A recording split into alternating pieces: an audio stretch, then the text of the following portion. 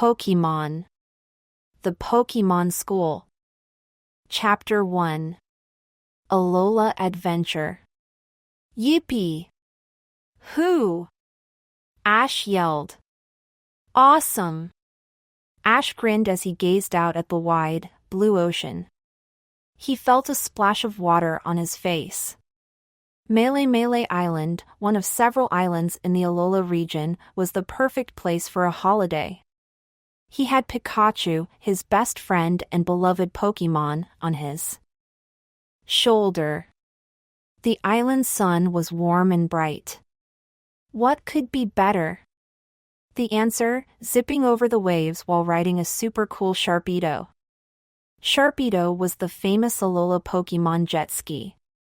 Instead of a machine with a motor, it was a fabulous water and dark-type Pokémon with super speed. Full throttle, Sharpedo! Ash directed. With several strong flips of its powerful tail, Sharpedo zoomed ahead. This thrilling Sharpedo ride was just one of the amazing activities Ash could enjoy on Melee Island. The Alola region was a tropical paradise, and it had all kinds of unique Pokémon. Even though Ash and his mom were on holiday, he was still thinking about Pokémon. Ash loved nothing more than encountering new Pokémon. It was his goal to become a Pokémon master. He had traveled to many regions on his quest to compete at top Pokémon gyms, but he already knew that his time in Alola would be special.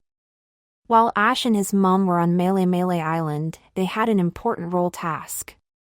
Professor Oak, the famous Pokémon professor who lived in Ash's hometown in the Kanto region, had asked them for a favor. Professor Oak needed them to deliver a Pokémon egg to his cousin, Samson Oak. It was a mysterious egg, and Ash knew it was a very important job. To get to Samson Oak, Ash and his mom took a taxi. But it wasn't just any taxi. My first Pokémon taxi, Ash declared from the comfortable seat of a cart pulled by a strong Tauros. This is the best ever. Ash was thrilled. Pikachu made a happy squeak, and the Tauros replied with a friendly grunt. Also along for the trip was Mr. Mime, Ash's mom's Pokémon companion. Mr. Mime, a psychic and fairy-type Pokémon, had actually won the tickets for their big island getaway. Here in the Alola region, we use the power of Pokémon to go anywhere and everywhere, the taxi driver explained. We refer to these Pokémon as ride Pokémon. When you travel on land, you take a land ride Pokémon. When you want to fly, you take an air ride Pokémon. On water, a water ride Pokémon. Ash found it all fascinating. He loved learning new Pokémon facts. His mom was more interested in the exotic fruit at the local market. She wanted to buy some berries, so the taxi driver pulled Tauros to a stop. As Ash got out of the cart, he noticed something out of the corner of his eye. It wasn't fruit. It's a Pokémon, Ash murmured, rushing over to investigate. The Pokémon was halfway underground, with its tan and orange striped head poking out. So cool! I wonder what its name is. Ash leaned down, and the Pokémon reached out and pinched his nose with its strong pincer-like jaws. As soon as the bug-type Pokémon let go, it dove underground and dug an escape tunnel. Okay, let's catch it, Pikachu! Ash cried, holding his sore nose. In an instant, the two friends had rushed off into a nearby forest, leaving the market and Ash's mom far behind. They raced after the speedy Pokémon. However, once they were deep in the forest, the Pokémon had too many places to hide. Tall, leafy trees rose high overhead, and lush plants grew all over the forest floor. Guess we missed it, Ash said, panting to catch his breath. Ash looked up and realized that he didn't know where he was. He thought about his mom. Where were we supposed to take that egg again? The shadows of the forest were a great place to hide. A mysterious Pokémon with large, curved wings floated high in the branches, watching Ash and Pikachu. It stayed out of sight.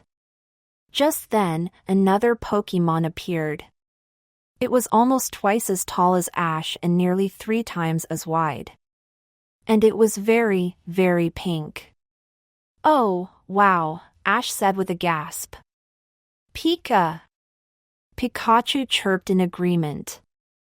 The pink and gray Pokémon began to wave its large, log-like arms.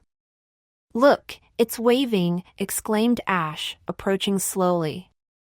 "You sure are cute." The Pokémon appeared to be walking towards them with a friendly grin. Then, suddenly it began to whirl around, breaking tree limbs with its gigantic paws. It let out an angry, high-pitched squeak. "Move it!" Ash yelled, and he and Pikachu ran with all their might. They leaped over bushes and dodged trees until they came to a small clearing. What was that thing? Ash wondered out loud. The supersized Pokémon had seemed so happy to see them at first. Luckily, Ash didn't worry about it for long. It was only seconds before another Pokémon distracted him. He noticed a Charizard flying high above with a person on its back. "That must be an air ride Pokémon," Ash said.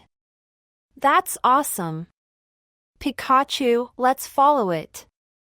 Ash and Pikachu chased after the fire and flying-type Pokémon. They soon emerged from the trees.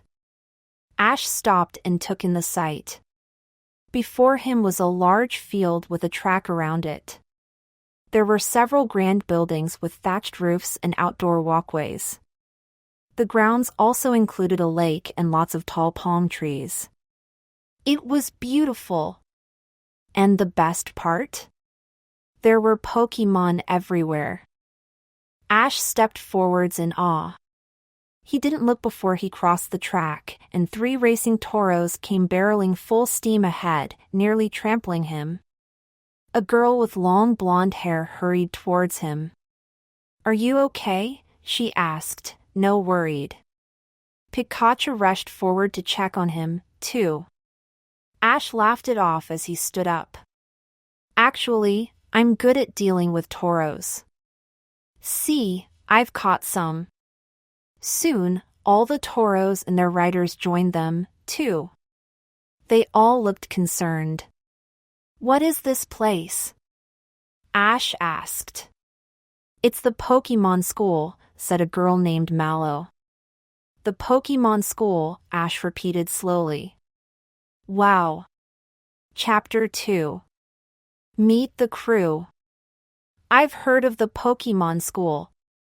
"I can't believe this is it," Ash said.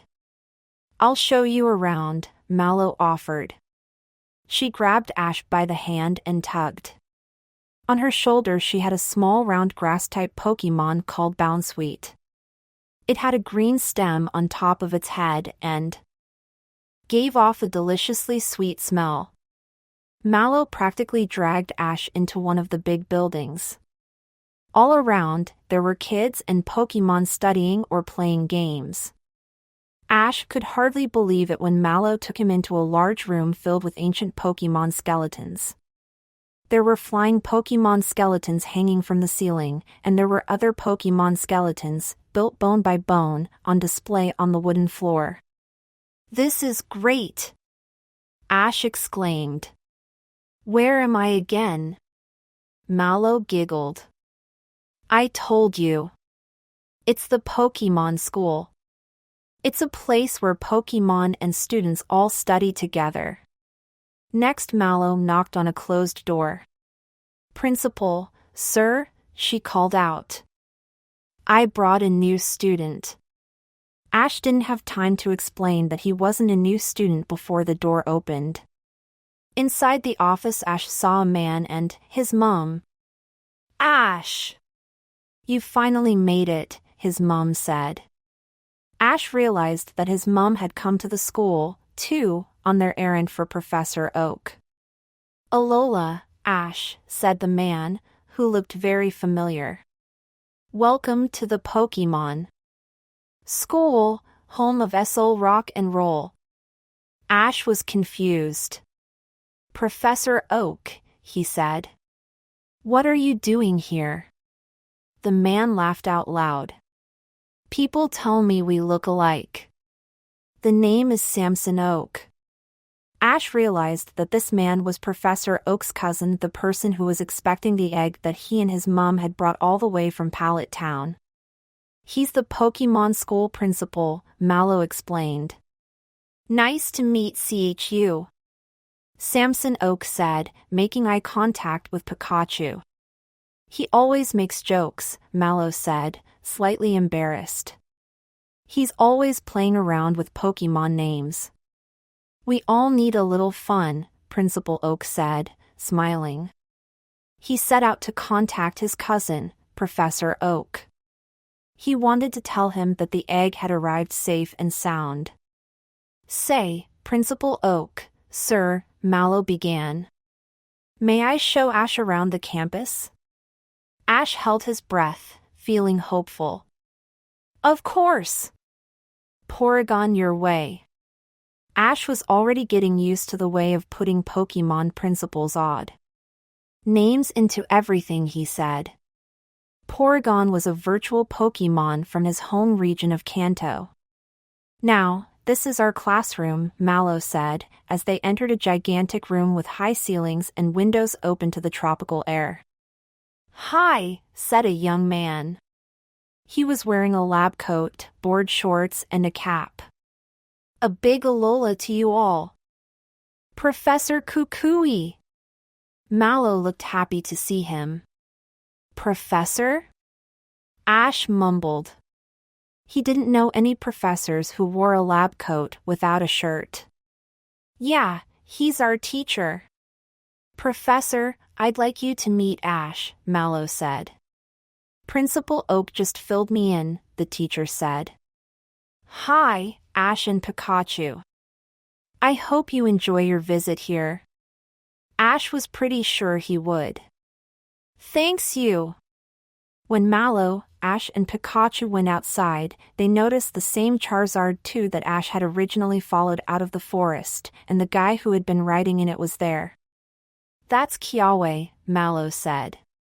Kiawe and Charizard were students at the Pokémon school, too.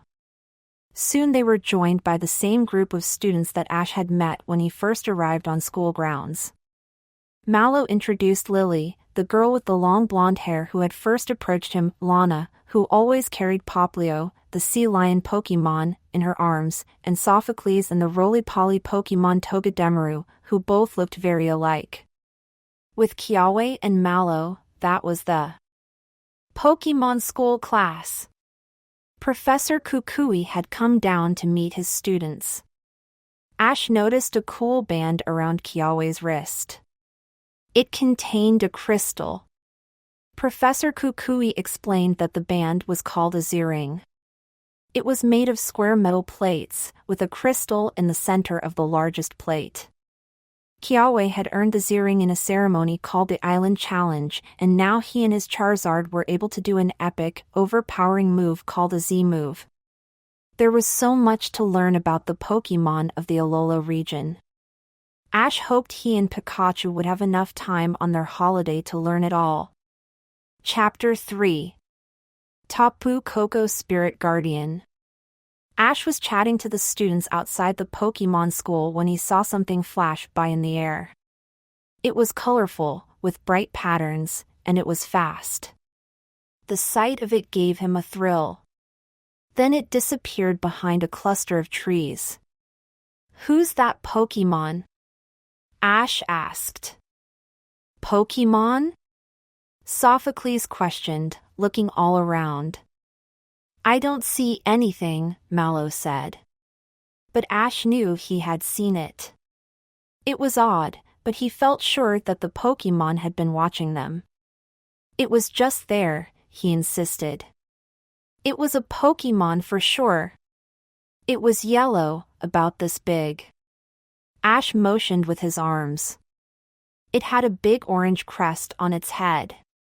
He could still see it in his mind. The rest of the group looked skeptical. Professor Kukui frowned and then said, "That sounds like Dash." Tapu Koko, Kiawe finished. "You saw Tapu Koko, guardian of Mele Mele Island?" Lily questioned. "Wow. A guardian?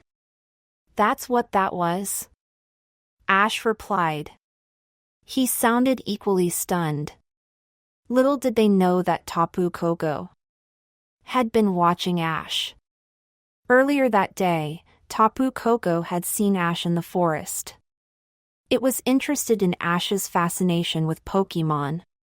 But why would the guardian of Mele Mele Island be so curious about Ash? Later that night, Ash and his mom were having dinner on the hotel terrace. "Anything interesting happened today?" Ash's mom asked, but Ash was lost in all his incredible memories from that afternoon. "You seem a little distracted this evening." Just then, Ash heard a trilling coo. Pikachu heard it, too. Ash knew at once what it was. He rushed to the terrace railing. He saw a flash of yellow and orange and the striking triangular marking on its wings. Ash didn't hesitate. He leapt over the bar railing and took off. "Where are you going?" his mom called. Pikachu bounded behind Ash as they tracked down the flying Pokémon. Ash spotted it high above, so he climbed a tall staircase that wound up around a lush hillside. At the top, Ash found an empty plaza. Tapu Koko hovered above the plaza. Ash was in awe. Tapu Koko floated in the air without flapping its wide, curved wings. The Pokémon looked at Ash. Its markings made it look like a warrior, bold and proud. Ash felt a connection. "How come only I can see you? Is there something you want to tell me?" The majestic Pokémon cooed again. Then it released something from its wing.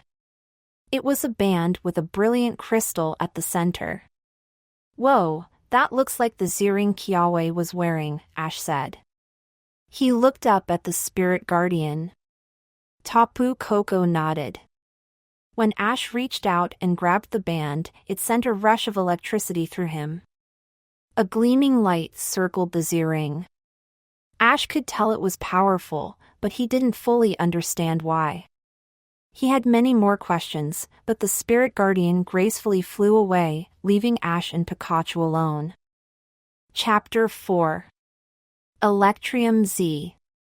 After that experience, it wasn't surprising that Ash wanted to stay in Alola to learn more about Tapu Koko and all the other new Pokémon there. As soon as Ash told his mom, she helped make the arrangements. She knew her son well, and she had a feeling he would love the chance to be a student at the Pokémon school. One of the best parts was that Ash would be able to stay with Professor Kukui, and he'd be with Mallow, Kiawe, Lily and the others in Professor Kukui's class. It was such an amazing opportunity. Both Ash and Pikachu were excited for all the adventures they'd experience in Alola. Professor Kukui's classroom was in full swing before Ash and Pikachu arrived on their first day. Mallow and Lily were working together to develop a new recipe for Pokémon food. Mallow's family ran a local restaurant, and she had grown up creating all kinds of tasty food, so she knew what ingredients would make a Pokémon meal super delicious. With Lily's incredible knowledge of Pokémon, she knew just what foods and vitamins would make a healthier snack. If you added Mago berry or a guava berry, the food would be better balanced, Lily suggested. "Lily, you're the best!" Mallow exclaimed. "I'll try it now." "Thank you!" Just then, Mallow's companion, Bounsweet, jumped gleefully onto Mallow's shoulder. Lily cried out in surprise. "It's such a shame," Mallow said. "You know so much about Pokémon, but you can't touch them." "I can touch them," Lily insisted. "I theorize that it's only a matter of if I want to touch them or not." Everyone found it strange that Lily didn't like to touch Pokémon because she was clearly fascinated by them. During lessons, Lily always politely raised her hand and could answer almost any question Professor Kukui or Principal Oak asked. She devoured Pokémon facts like a Snorlax with its favorite snack. But although she enjoyed learning about Pokémon in books or on the computer, if she encountered one in real life, she would yelp and jump back. She couldn't help it, it was a reflex. That morning, Sophocles was working on a project with Togedemaru, his loyal roly-poly Pokémon. With his mechanical mind, Sophocles often tried to figure out how things work, and Togedemaru was a willing helper. Sophocles scratched his head and then hit one last key on his laptop. Togedemaru, charge program, Sophocles announced. Execute! He hit the final key, and Togedemaru jumped on a spinning wheel. Within seconds, the motion of the spinning wheel had created enough energy to power up a light bulb. Sophocles liked classroom time, where he could be in charge of experiments. He didn't have nearly the same energy for fieldwork and catching Pokémon in the wild. Poplio, make a balloon. Lana directed. She and Poplio, the sea lion Pokémon, were just enjoying each other's company. Lana was working with Poplio on blowing giant bubbles from his round, bright pink nose. With each of Poplio's tries, she would shield her face as soon as the bubble burst, and then giggle. Kiawe was one of the last to arrive. He had already taken care of a delivery job that morning, all the way to Ulula Island. That's far away, Sophocles said. With my Charizard, it takes no time at all, Kiawe admitted as he took his seat and faced the front of the classroom. It was clear that all the students at the Pokémon school were devoted to Pokémon, and they all wanted to learn more about how people and Pokémon can work together. Ash and Pikachu would fit right in. Alola! Ash called as soon as he entered the room. Alola, the other students responded. Starting today, Ash will be joining us at the Pokémon school, Professor Kukui explained. If he has any questions, please don't hesitate to help him out. See, I really want to become a Pokémon master. So I want to learn everything about this place, Ash told his classmates. He was certain that spending time with everyone at the Pokémon school would get him one step closer to his dream. At once, a crowd gathered around Ash. That's so cool, Sophocles said, motioning to the band on Ash's wrist. Is that a Z crystal? Yeah, Kiawe said, stepping a little closer to the group. It's an Electrium Z. Where did you get that? You didn't participate in the island challenge, did you? Ash remembered the explanation of Kiawe's band, called a Z-ring, the day before. He knew what Kiawe had had to accomplish to earn it. Tapu Koko gave it to me, Ash said awkwardly. Tapu Koko? Kiawe sounded uncertain. You saw it again? Mallow questioned. They were all fascinated, so Ash told them about how the band had just come floating down to him. Right out of the sky. Pika Pika, Pikachu murmured in agreement. How could Tapu Koko have gotten a Z-ring? Kiawe wondered. It felt like... Ash paused. It felt like Tapu Koko was telling me that the ring was for me. The other students all reacted with amazement. Only Kiawe looked truly uncertain. I've read about Tapu Koko, Lily told them. Tapu Koko is well known as the guardian who likes to help islanders, but it also likes to play tricks on people. She took a deep breath. I also read that on rare occasions it will give mysterious gifts to people it likes. So that must mean Tapu Koko really likes Ash. Mallow said. Ash hoped that was the case, but he also considered the other things that Lily had told them. They didn't really know why Tapu Koko had given him the Z-ring. Kiawe, hold on, Sophocles said. You got your Z-ring from the Akala Island kahuna, right? Yeah, Kiawe agreed. By successfully passing the grand trial. That's awesome. Ash couldn't contain his excitement. Does this mean I can use Z moves just like you? Using Z moves should not be taken lightly, Kiawe said. Only when a Pokémon's and its trainer's hearts become one will the Z-ring turn their feelings into power. But those feelings must be about something greater than themselves. Like what? Ash prompted. Helping the islands, helping Pokémon, Kiawe continued, or helping others. Only those who care about all living things in our world are permitted to use Z moves. Kiawe sounded stern but noble, as if he were standing up for something he believed in. I'm not exactly sure what Tapu Koko saw in you, but as a Z-ring owner, you need to realize your responsibility. Ash looked at the older student. The Z-ring around Ash's wrist was shiny and angular. With its elaborate crystal, it looked very modern. The necklace around Kiawe's bare neck was different. It was made of ancient beads and artifacts, all strung on a rope of brown leather. I don't understand much of that complicated stuff, Ash admitted. But I know how special the Z moves are. You can count on me. And that's about all I can say. Kiawe smiled. That's good enough. Chapter 5. Alolan Executor. Professor Kukui called the class to order. That day, Principal Oak was teaching. His lesson was about how there were many Pokémon who looked different in the Alola region. He started by pointing out the differences between the typical Executor and the Executor from Alola. Wow, said Sophocles.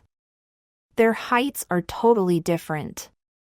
But their faces look the same, observed Lana. They were both right. The principal went on to explain that the warm and sunny weather on the islands created an ideal environment for many Pokémon. The phenomenon of Pokémon developing their distinct appearance based on the region in which they live is called regional variant, the principal continued. He went on to tell the class that Executor is usually a grass and psychic type. When he asked what type Executor in the Alola region was, Lily was quick to answer. A grass and dragon type, she called out. A dragon type Executor. Ash exclaimed, rushing forwards to look at the long-necked Executor up close. Its neck looked like the trunk of a palm tree and its tail looked like a thick branch. Whoa, there's something about its tail you should know. Lily started to say.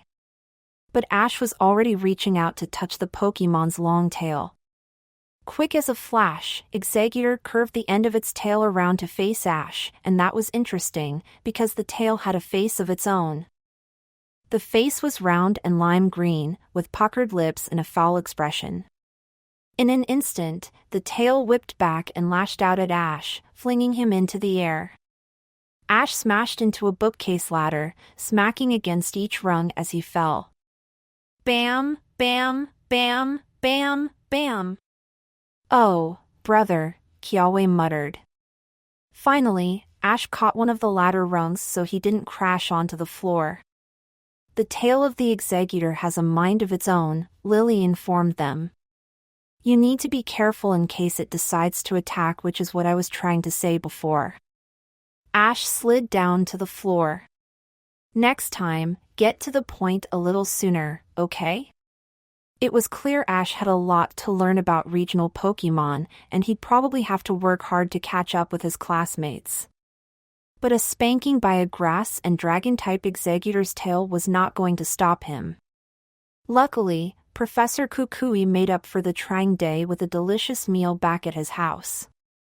It's called an Alola plate, it's a popular dish in this region. Pikachu was adjusting well to life in Alola.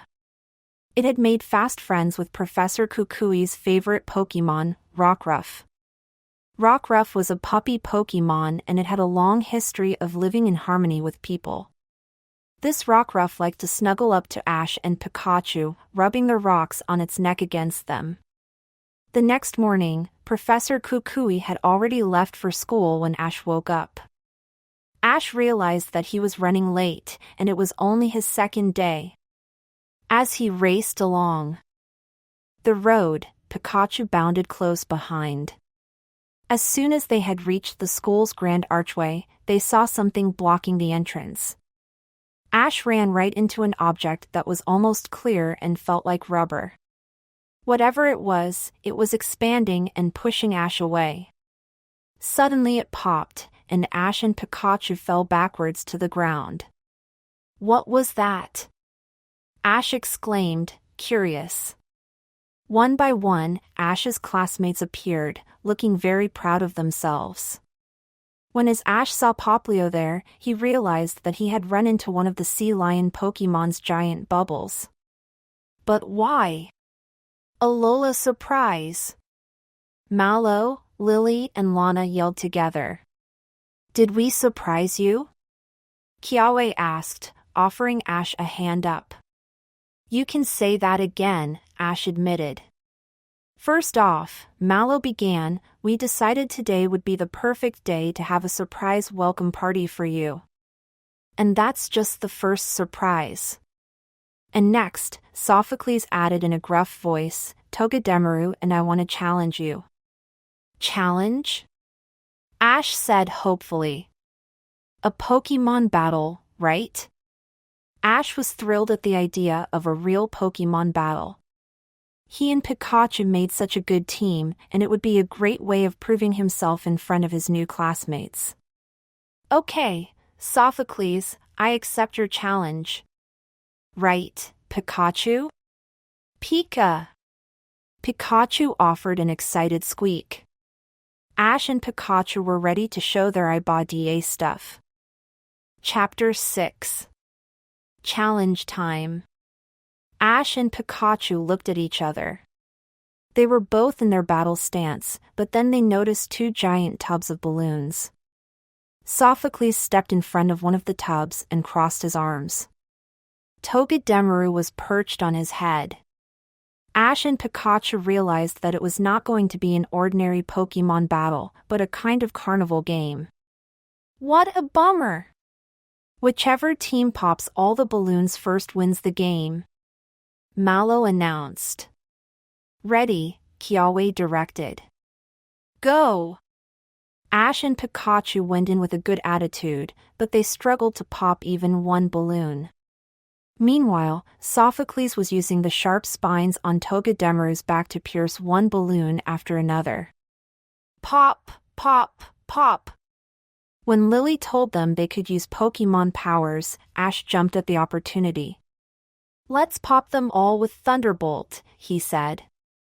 As Pikachu charged up, Sophocles looked at Togedemaru.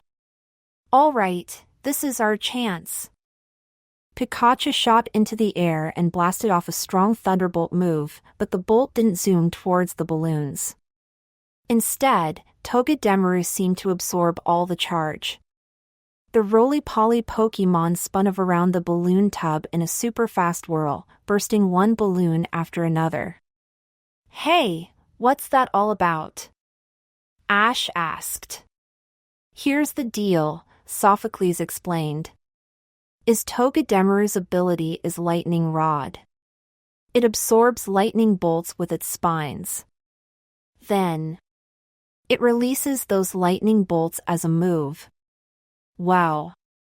Ash said, amazed. Togedemaru rocks. As soon as Mallow declared Sophocles and Togedemaru the winners, Lana told Ash what his next surprise would be, a challenge against Lana and Poplio, the sea lion Pokémon.